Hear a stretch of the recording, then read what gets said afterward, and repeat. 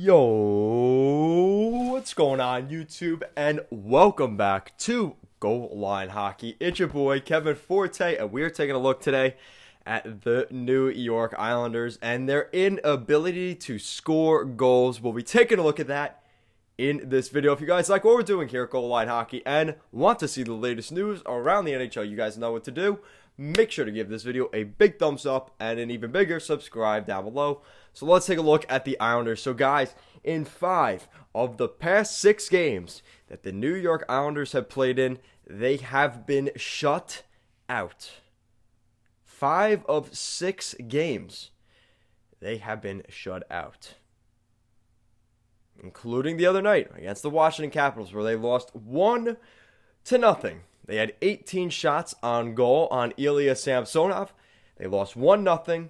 And despite Ilya Sorokin's .970 save percentage, the New York Islanders had lost to the Capitals. But this has not been a one-game story. No. This has been going on for the past couple of weeks. The Islanders' inability to score against the Boston Bruins during that series with the Bruins.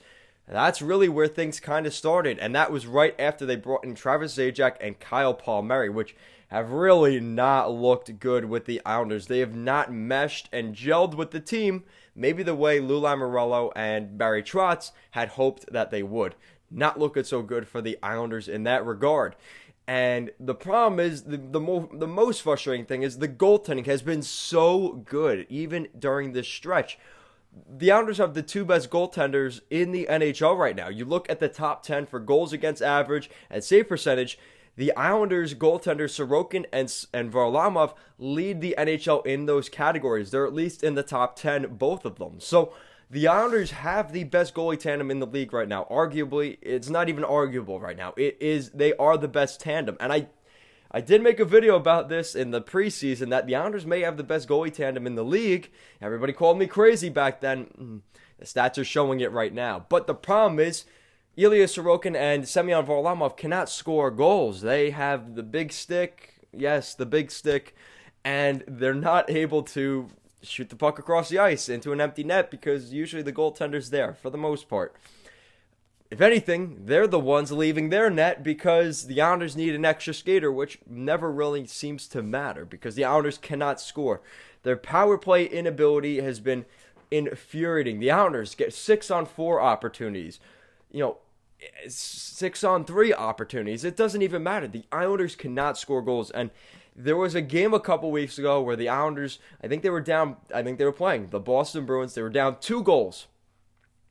And there was, I believe, like 8 minutes left in the game, and the Islanders get a two-man advantage, 5-on-3.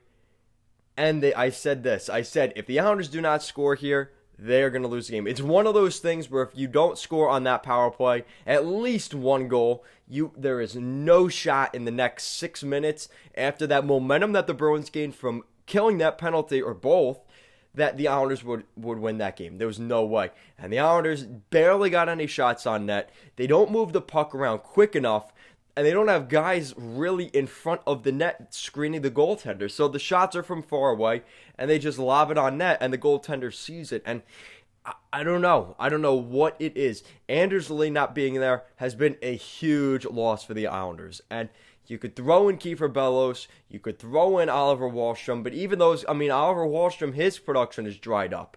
So, 5 of 6 games, the Islanders have not scored a goal. 5 of 6 games, they have been shut out.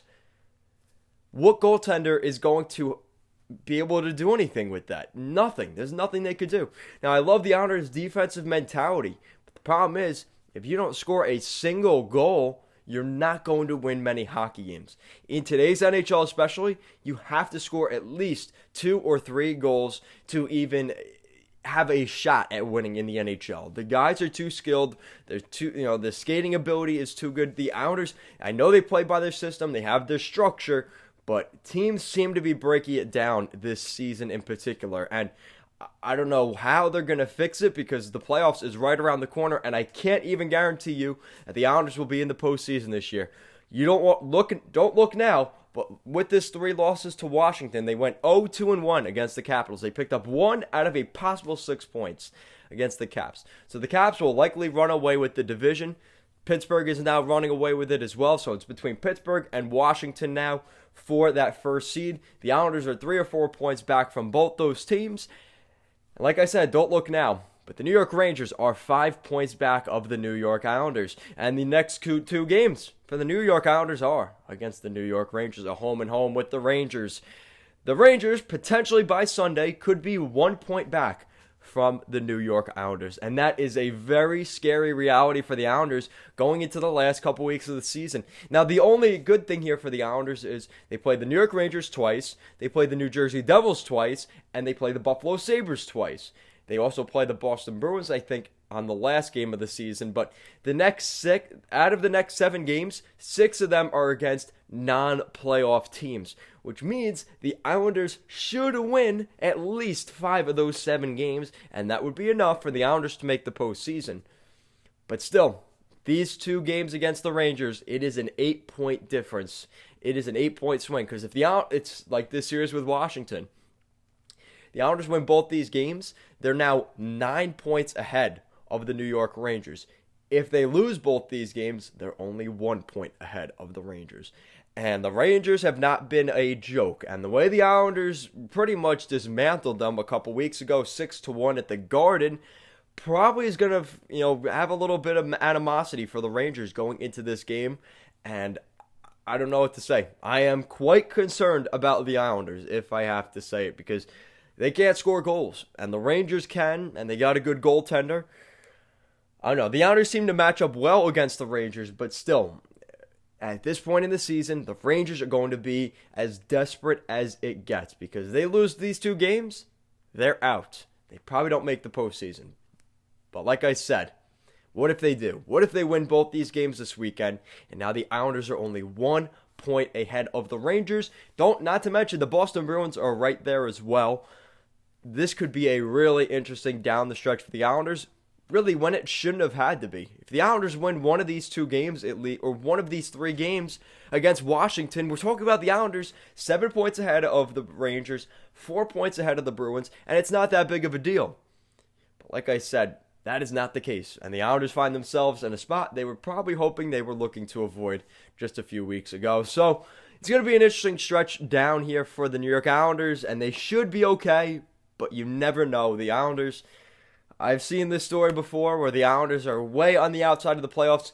And remember that Doug Weight team? They were totally out of the playoffs.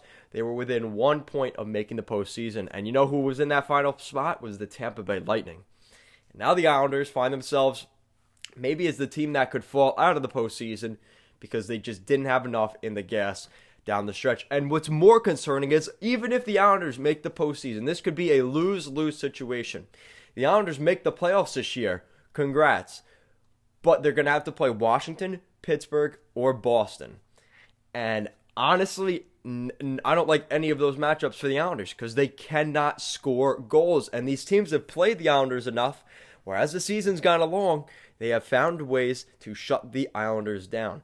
And I'm not even talking about just those teams. We saw the Flyers put up pretty good battles against the Islanders. They're not a playoff team. And even the New York Rangers, who are not a playoff team at this moment, they are right there just waiting for the Islanders to fall apart. So we'll see what happens, like I said. But I have to admit, this is going to be a scary, really next week and a half for the Islanders. So guys, let me know what you think in the comment section down below. As an Islander fan, as not an Islander fan, what are your thoughts on the New York Islanders? A, did they get into the postseason, yes or no? And then B, if they get into the postseason, how far will they go? Because realistically, this is not the same team we saw last year. There are so many games where they just look gassed. And I don't know how else to say it. They just look like they have no momentum. They're not skating as hard as they usually do. They're not checking. And that fourth line, I hate to say it, Zizekas, Clutterbuck, and Martin, if they're not hitting the other opponent and getting pucks deep, they are more of a loss, honestly, than a gain. And that has been on display over the last couple games. So I don't know what's going to change from the last couple of games to this week. Maybe because they're playing the Rangers, they're going to show up. I don't know. I thought maybe showing up to win the division was on the table last week. And now the Islanders are on the verge of maybe even missing the postseason. So let me know what you guys think in the comment section down below. And if you guys like what we're doing here at Goal Line Hockey and want to see the latest news around the NHL, you guys know what to do. Make sure to give this video a big thumbs up and an even bigger subscribe down below. And guys, as always, thank you so much for watching. And I'll see you guys next time. Let's go Islanders.